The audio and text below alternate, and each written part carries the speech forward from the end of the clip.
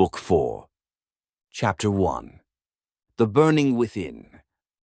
The morning arrived without ceremony, a gray, sullen dawn that seemed to rise reluctantly, as though even the sun had grown weary of illuminating the world's sorrows.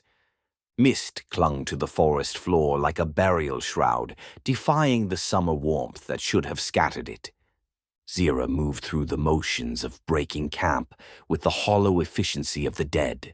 Her hands folded the bedroll, her fingers secured the straps of her pack. Her body walked where it was meant to walk, but her mind remained trapped in a place far darker than this gray morning. She could still hear them, the doll's words, though Ilara's lips had shaped them. Something thin and cruel, speaking in that terrible falsetto that had turned her blood to ice. "Kill her. Free her from her poor vessel." And Ilara had refused, as though refusing to murder her was an act of mercy. Zira's hands trembled as she cinched her pack closed. She had sought comfort in Ilara. She had foolishly imagined that sharing her guilt might lighten its weight. But there was no Ilara anymore. There was only a hollow thing that wore his face and whispered to a charred scrap of porcelain. Doreen's voice drifted through the mist, bright and incongruously cheerful. "I am telling you, dwarf, the look on that beetle's face when I split it open was priceless." She walked beside Balin and gestured expansively. "Bugs don't have faces," Balin said. "Everything has a face when you're killing it. That's part of the fun." Zira watched them from behind, two silhouettes moving through the gray, their banter so ordinary it seemed to belong to a different world, a world where young elf girls weren't torn apart by dragons. Behind her, almost invisible in the mist, Ilara followed. She could feel his gaze on her back, constant, unblinking, patient as a hunting cat. He never spoke anymore, never approached. He simply watched, and in his watching there was something that made her skin crawl. Zira quickened her pace, putting more distance between herself and that silent watching presence. Ahead, Karma Ral walked with the rigid posture of a soldier on patrol. His armor gleamed dully in the gray light, and the sword at his hip seemed to catch what little brightness remained in the world and hold it jealously. Zira hated him, hated his judgment, his condescension, the cold way he had abandoned Ilara to the dragon's poison. But hatred required energy, and Zira had none left. Doreen, while bantering with Balin, noticed everything. It was her gift and her curse, the street-sharpened instinct that had kept her alive through childhood poverty and adolescent crime, and the dangerous games she now played with Halia and the Gentarim. She noticed how Zira flinched whenever Ilara drew too close. She noticed the dark circles beneath the sorceress's eyes, the tremor in her hands, the way she seemed to shrink into herself with each passing hour, and she noticed that Karma noticed too. The paladin watched Zira with an intensity that troubled Doreen. Not suspicion exactly, though that was certainly part of it. Something else lurked behind those cold eyes, something that made Doreen's well-honed instincts prickle with warning. She'd known men like Karma all her life, the ones who wrapped their violence in righteousness, who used duty and honor as excuses for the damage they inflicted. She'd learned early to recognize them, to navigate around them, to smile and flatter and slip away before they could hurt her. The road wound before them, following the Neverwinter River's journey toward the sea. They walked in silence, broken only by Doreen and Balin's occasional exchanges, and the hours passed like water through sand. By evening, they had found a suitable campsite, a clearing far enough from the road to avoid casual notice, sheltered by ancient oaks, their canopy thick and green as midsummer approached. Rolfgar set about tending the horses, while Tibor Vester retreated immediately to the wagon, his noble sensibilities apparently too refined for the indignity of communal fire-sitting. Zira helped Doreen erect their tent with the mechanical precision of long practice. When the tent was finished, Zyra crawled inside and wrapped herself in her bedroll, though she knew sleep would not come. Outside, she could hear the others settling into their evening routines. Balin's voice, asking something about rations. Karma's clipped reply. The crackle of the fire as someone fed it kindling. And beneath it all, threading through the ordinary sounds like poison through water, the memory of a young elf girl's pleads. Don't let me die. Zyra pressed her palms against her eyes until she saw stars. It wasn't real, she told herself. You didn't see her die. You only imagined it. But the imagination was enough, more than enough. Her mind had painted the scene in vivid, terrible detail. The dragon's jaws, the spray of blood, the way the girl's body had gone limp. She turned onto her side and forced herself to breathe. Some time later, Doreen entered the tent, her movements surprisingly quiet for someone usually so boisterous. She said nothing, simply laid down in her own bedroll and closed her eyes. The night pressed in around them. Zira lay awake, listening to Doreen's breathing slow into sleep, listening to the murmur of Karma and Balin's voices outside, listening to the sounds of a world that continued turning despite everything. And then she felt warmth on her face, gentle, pleasant, like lying in a meadow on a midsummer afternoon, the sun caressing her skin through a lazy haze of contentment. Then it grew hotter. It was the breath of a forge, the mouth of a volcano, an oppressive weight crushing the air from her lungs. Zyra opened her eyes. The world was burning. Trees of ash and ember cracked and split around her. The ground beneath her feet was obsidian, veined with flowing magma that pulsed like a heartbeat. The sky had turned bruised purple, choked with smoke that fell like black snow. A shadow passed over the burning land, vast, blotting out the hellish light. The sound of wings thundered like a storm front. You cannot run from what you are. The voice did not come from the sky. It resonated in her bones, vibrated through her teeth. It was the voice of mountains grinding together, of the earth's molten heart given tongue. And the fire everywhere around her did not burn her. It leaned toward her, bowing to its queen. A head silhouetted against a wall of white-hot flame, a figure stood. A woman, tall, familiar. Zyra stepped forward, drawn by terrible magnetism. The figure turned. It was her own face, eyes like furnaces, swirling with liquid gold and malice, pupils narrowed to reptilian slits.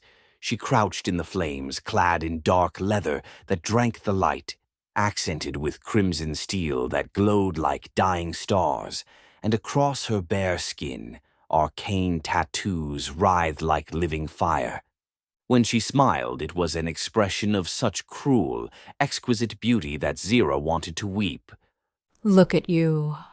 The burning doppelganger purred, her voice the hiss of steam escaping stone.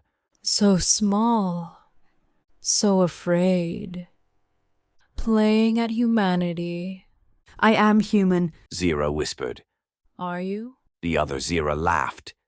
Behind the doppelganger, the massive shadow descended. Voragax's roar split the burning sky, ancient, triumphant, hungry. The flames surged forward like a tide. When the world burns, The shadow Zyra whispered, leaning close. will you stand beside me or become me? White-hot light consumed everything. No! The scream tore from Zyra's throat, raw and jagged. She bolted upright, her heart hammering against her ribs. The darkness was absolute, but in her mind, the fire still raged. The tent flap was ripped open. Firelight spilled inward, silhouetting an armored figure in the entrance. Zyra saw only the shape, the burning outline of something vast and terrible come to claim her. She scrambled backward, her heels digging into the ground, pressing herself against the canvas wall. Her eyes were wide, blown pupils swallowing the irises, seeing things that weren't there. Get away! She shrieked. Don't let it in! The fire! Karma stood frozen in the entrance, sword half drawn. He had expected an assassin, a beast, some threat he could cut down with steel and righteous fury. Instead, he found only a terrified woman pressed against the far wall of the tent, shrieking at shadows. There was no enemy here, no danger he could see. But something was wrong. For a split second, so brief he might have imagined it, a dull, ember-like glow faded from Zira's eyes. Wisps of smoke curled from her shoulders before vanishing into the damp night air. Then it was gone, and she was simply a woman in the grip of some waking nightmare, staring at him without recognition. Miss Darkmeyer. She didn't respond, didn't seem to hear him at all. She scrambled past him on hands and knees, blind with panic, and stumbled out into the cold night. Karma sheathed his weapon and pursued her. Outside, the camp was awake. Balin was sitting up, gripping a sword. Tibor was peering fearfully from the wagon. Ilara sat cross-legged beyond the fire, the charred doll propped on his knee. As Zira stumbled into the firelight, gasping for air, Ilara watched her. Slowly, a smile spread across the elf's face, a twisted, knowing grin that didn't reach his dead eyes. He threw his head back and laughed, a high, broken sound that echoed madness. Zira froze. She stared at Ilara, her breathing jagged. The laughter continued, utterly disconnected from anything resembling sanity. Miss Darkmeyer. Karma's voice again, closer now. A hand closed around her wrist. Look at me. She couldn't. She couldn't look away from Ilara, from that terrible smile, from the way the firelight danced in his eyes like the flames from her dream. Zira. Her name. Not Miss Darkmeyer with its freight of condescension and distance. Her name. Something broke loose inside her. Look at me. Karma commanded. His voice was rough, unused to softness. Zira, look at me. She turned her head, her eyes unfocused. She grabbed his forearms, her fingers digging into the crevices of his plate armor, clinging to him as if he were a cliff edge, and she was slipping. I am human. She gasped. You are dreaming, Karma said, his tone shifting from command to something anchoring. You are in camp. The fire is low. There is no enemy here. She stared at him, reality slowly bleeding back into her vision. She saw the scar on his jaw, the stern set of his brow, the symbol of horror etched into his pauldron. Karma. She whispered, her voice trembling. You're safe, Karma said. His voice was different now, softer, stripped of its usual sharp edges. You're here. It was only a dream. Without thinking, she collapsed against him. She buried her face in the cold metal of his chest plate, sobbing uncontrollably. Karma Ral stood frozen. He was a man of iron and retribution. He despised weakness. He had seen good men die in the mud, choking on their own blood without a word of complaint. Yet here was this woman, wrapped in silk and self-pity, shrieking over a nightmare. But as she shook against him, stripping away the pretenses of the sorceress to reveal the terrified girl beneath, he felt a crack in his own armor. Slowly and awkwardly, Karma wrapped his arms around her. One hand, encased in steel, came up to cradle the back of her head, shielding her from the sight of the laughing elf. You are safe. It was only a dream. The scales are balanced here. Safe. The word felt foreign, incomprehensible. How could she be safe when the dragon was in her blood, when she'd watched a version of herself smile with such terrible purpose? Then the moment broke and she stiffened, seemed to realize who she was holding, the man who looked at her with contempt. She pulled away sharply, wiping her face with the back of her hand. She took a shuddering breath, smoothing her nightgown, trying to pull the shreds of her dignity around her like a shield. I apologize. I did not mean to wake the camp. It was a nightmare. Is everything all right? Balin called out, lowering his sword but looking annoyed. Fine. Zyra said, her voice brittle. I am fine. She looked at the tent, then at the fire, then at Ilara, who was still grinning at the darkness. I will stay awake now. I will make some tea. Suit yourself, Doreen called from the tent, her voice groggy. but keep the screaming down. Balin grunted and rolled back over, and Tibor vanished back into the wagon. Ilara didn't move at all. He remained on the far side of the fire, still watching, still smiling that terrible smile. But eventually even he closed his eyes and settled into peculiar stillness. Zyra sat alone with the flames. She wrapped her hands around a cup of cooling tea. When had she made tea? The dream echoed in her memory, and she shuddered. Karma remained standing. He watched Zyra sit by the fire, wrapping her arms around her knees, staring into the coals. He should be annoyed. A typical woman, letting a nightmare reduce her to this. Emotional, hysterical. Everything I expected. He muttered to himself. But he found his gaze drifting back to her. He'd seen fear before. Real fear, the kind that breaks soldiers on battlefields and leaves grown men weeping in the aftermath of carnage. He knew what it looked like, how it moved through a body, how it stripped away pretense and left only raw, vulnerable truth. What he'd seen in Zyra's eyes wasn't ordinary fear. It was recognition, as though she hadn't just dreamed of something terrible, but had glimpsed something true. Something that waited for her in the depths of herself, patient and hungry. He looked at his gauntlet where her hair had rested. A strange sensation tightened his throat. It was something very dangerous for a man like him. It was doubt. He had spent years seeing the world in black and white, debt and repayment. But in the firelight, Zyra looked like a sum that didn't add up. And for the first time since the war, Karma Ral wondered if his own ledger was as balanced as he claimed. For years, he had believed Morthal responsible for his company's destruction. He had nursed that hatred, let it shape his purpose, bent his life around the pursuit of retribution. But Morthal hadn't betrayed them.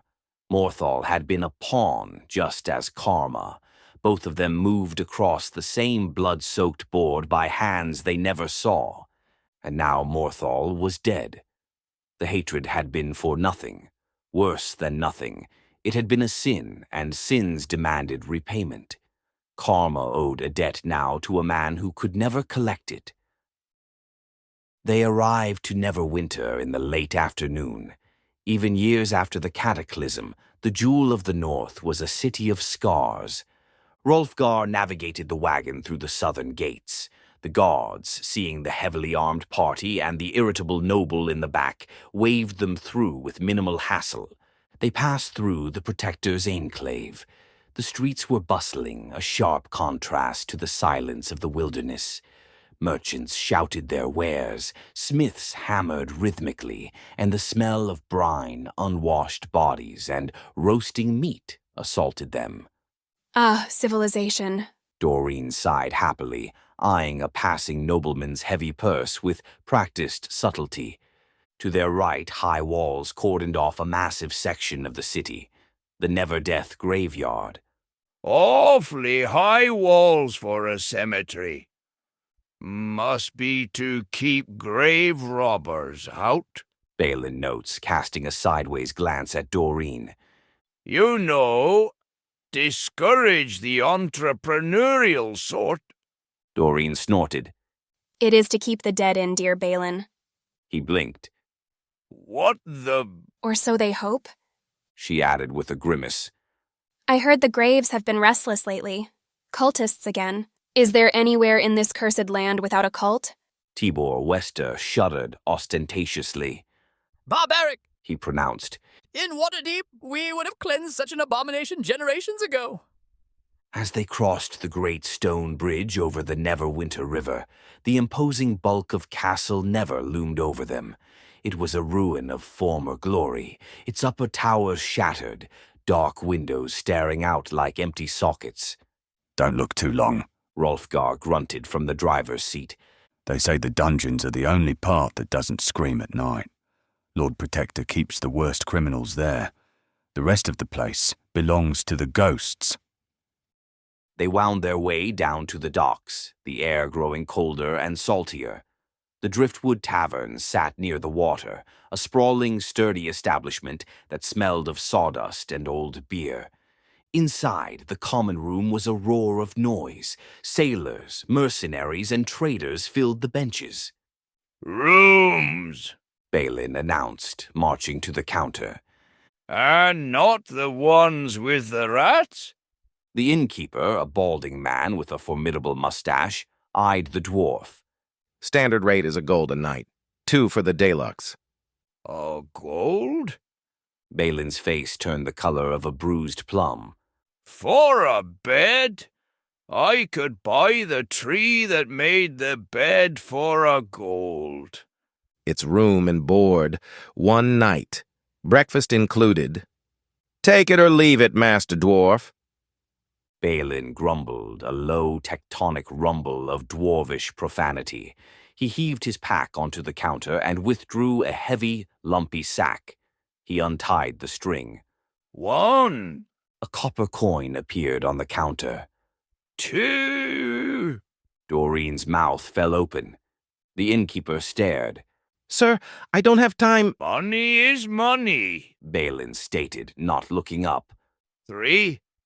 4. Is he? Zira began. 6. He is. Doreen confirmed, her voice strangled between horror and hilarity. The copper coins grew into a small pile. 20. Each one placed with careful precision, each counted aloud in Balin's rumbling bass. 80. The innkeeper's expression had progressed from surprise through confusion, and was now approaching something like resigned acceptance. 99. He placed the final coin. And 100. Balin straightened, cinched the bag closed, and tucked it back into his tunic. Room and board. 1 night. Breakfast included. A long moment of silence. Then Doreen burst out laughing, the kind that came from deep in the belly and couldn't be faked. 100 coppers? You've got a dragon's hoard and you're paying in coppers. Copper spend same as gold, Balin replied with perfect calm. Just takes more of it. Doreen had to brace herself against the counter, tears forming in the corners of her eyes. You absolute bastard. I love you, you know that? In a completely mercenary, please never change sort of way.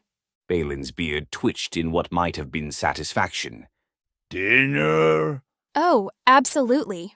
You're buying. No. You have 30 pounds of copper. For emergencies.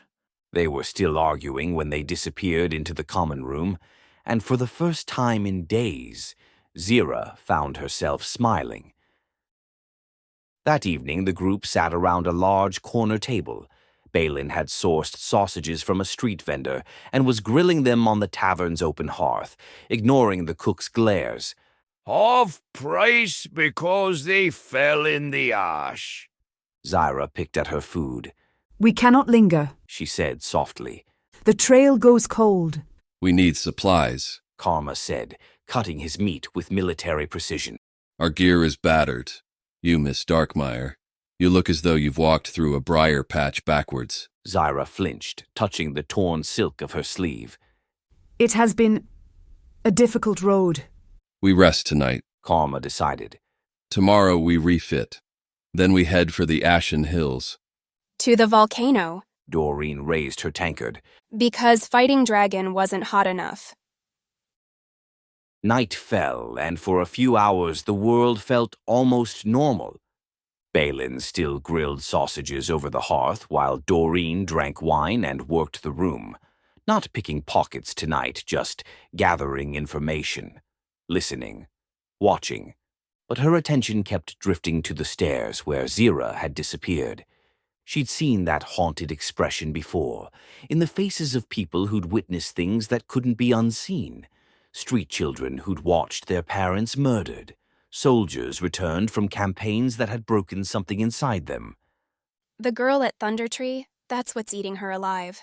Doreen remembered the moment clearly, the dragon flying away with a cultist on its back, the silence that followed, and Zyra standing frozen, staring at the empty tower with an expression of such complete devastation that even Doreen, cynic, survivor, professional liar, had felt something twist in her chest.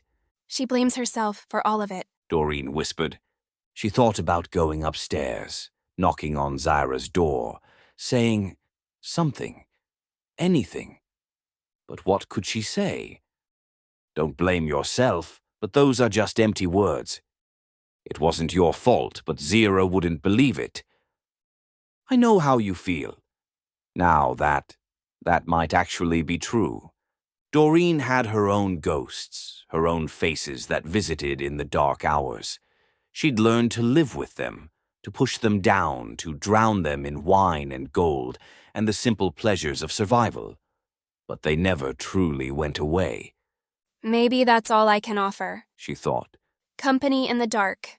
She finished her wine, left a few coins on the table, and climbed the stairs. The knock came just as Zyra was contemplating another sleepless night. It is me, Doreen's voice said through the door. I have wine. The good kind, not the swill they serve downstairs. Zyra hesitated, then rose and opened the door. Doreen slipped inside, bottle in hand, and settled herself on the room's only chair, as though she owned the place. She uncorked the wine and took a long swig from the bottle before offering it to Zyra. You look terrible, Doreen said. Thank you for your honesty, Zyra said dryly, accepting the bottle. It is one of my many virtues. Doreen kicked her feet up on the bed and looked around the modest room, the single candle on the nightstand, the shadows it cast across the walls. Something about the scene tugged at her memory. You know what this reminds me of? Doreen said. That night in your attic room. Back at the Velvet Veil before any of this started. Zyra's hand paused on the bottle. That was a lifetime ago. It was barely 3 months. Doreen shook her head slowly. We sat there drinking wine just like this. You in your silk dress with your perfect posture, me lounging about like I owned the place. You asked me what I thought about Gundren Rockseeker's offer. Not exactly what you had in mind, but perhaps it was time for a change of scenery. I remember. We raised a toast. Doreen's voice softened. To new ventures, you said. And to leaving certain troubles behind. Zyra finished quietly. That's the one. Doreen laughed, but there was no humor in it. Trouble tends to follow wherever we go. I said that too. Thought I was being clever. The wine passed between them in silence. We have a few hours before dawn, Doreen said, a hint of her usual mischief creeping back into her voice. We could visit the old place, you know. I am sure Celine would love to see you again. Might do you good. Familiar faces. Something flickered across Zyra's features. Too quick to name, too complex to hide. I visited already, last time we were in the city. Doreen's eyebrows rose. Did you? I kind of assumed you did, but you never mentioned it. Nothing happened, Zyra said too quickly. Celine and I, we talked about old times. She gave me some clothes, that is all. Doreen held up her hands in mock surrender. I didn't ask. There is no story. Of course not. Doreen's smile suggested she believed exactly none of it. Zyra took a long drink from the bottle. Doreen let the silence stretch. She had filed away this particular mystery for later, but tonight was not about old loves or tangled hearts. We had no idea, She said, her voice growing serious again. Sitting in that little room with the cheap perfume drifting up from below, thinking we were so worldly, so prepared for whatever came next. Adventure, profit, maybe a bit of danger to keep things interesting. Not dragons. Zyra whispered. Not cultists trying to resurrect ancient evils. Not Morthal dying on a cliff while harpies sang him to his death. Doreen's jaw tightened. Not Alera losing his mind so completely he talks to a burned doll's head. Not a girl I could have saved, sacrificed to bind a monster to evil men's will. The words hung between them, heavy as gravestones. So, Doreen said finally.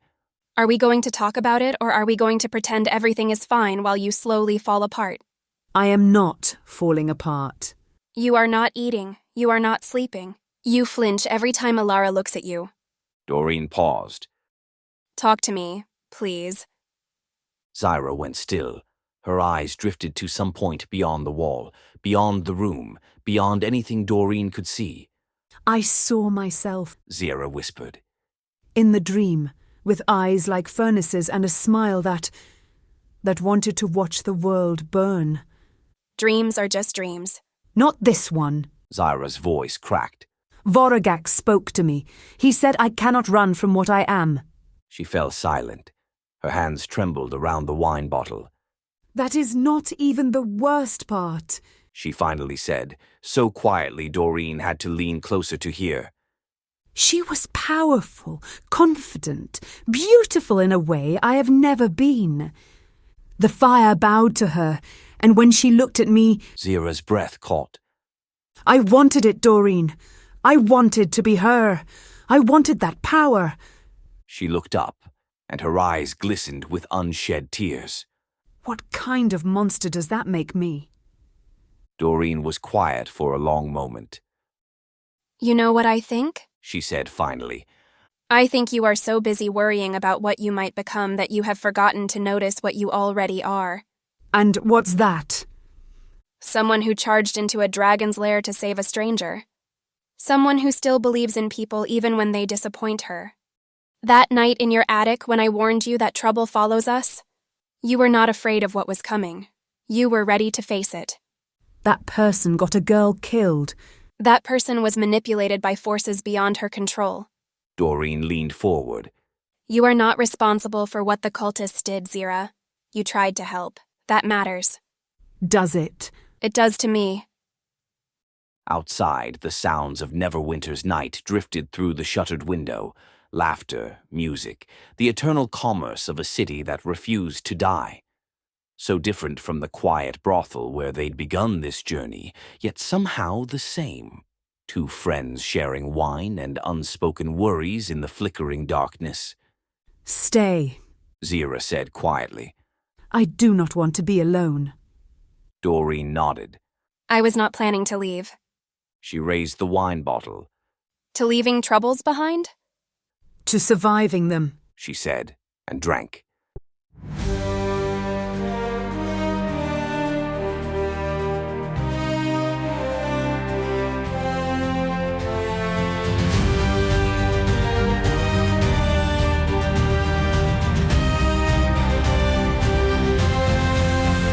Kryto Penman, Leskintan, Anna Finman, Gwythias Bryn, or Gorwyd